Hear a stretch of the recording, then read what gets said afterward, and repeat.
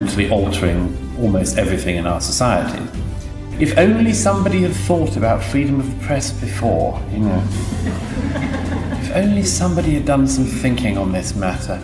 Tommy Robinson is one of the great examples of a dissident voice enabled by the alt media revolution, who, as a working class lad growing up in Luton, experienced many of the worst sides of the grievances already mentioned. When he raised issues such as demographic replacement street by street in his working class community, or Islamic extremism and two-tiered legal systems, he faced massive pushback from the dominant progressive narrative. When he raised issues such as grooming gangs in white working class communities years before the mainstream media paid attention to them, same thing.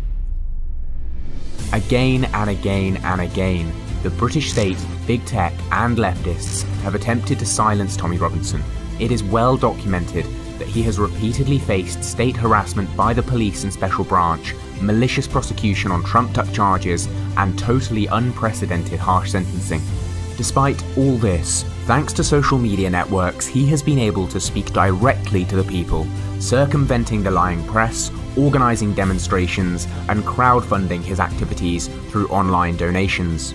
Through this new oxygen of activism, he has become massively successful, becoming a renowned populist figure across the world, highlighting important issues and giving a voice to millions of working class patriots whose grievances have been ignored by the mainstream. They don't want you to see the truth. They don't want you to have a balanced opinion on what's happening. They want you to believe what they tell you. All this brings us to the 23rd of February 2019, when Tommy Robinson released Panodrama, his exposé of the BBC documentary series Panorama. It details their clear political agenda, their use of manipulative, underhanded tactics, and their cosy relationship with the left-wing PR hitmen Hope Not Hate. Some 10,000 people turned out on the day to hear Robinson speak and view the documentary streamed live. Within a couple of days, it reached over 500,000 views on YouTube and is now up to nearly 1.5 million.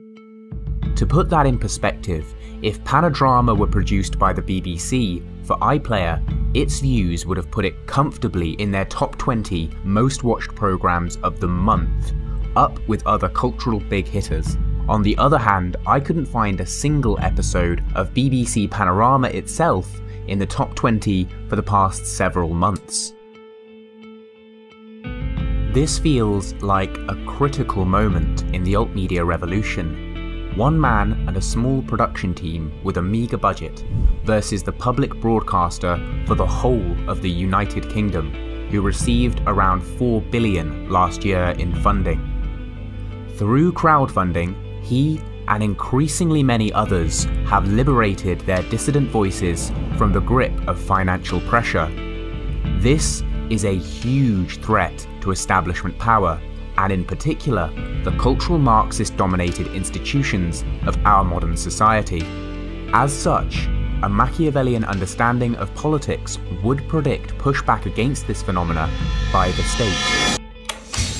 The establishment most likely understand that the alt media revolution that is challenging traditional sources of information, such as the BBC, is built on the 1-2 punch of democratized media production enabled through new communications platforms and new means of populist funding. Thus, the guaranteed right of freedom of speech and association online is the absolute linchpin of this movement.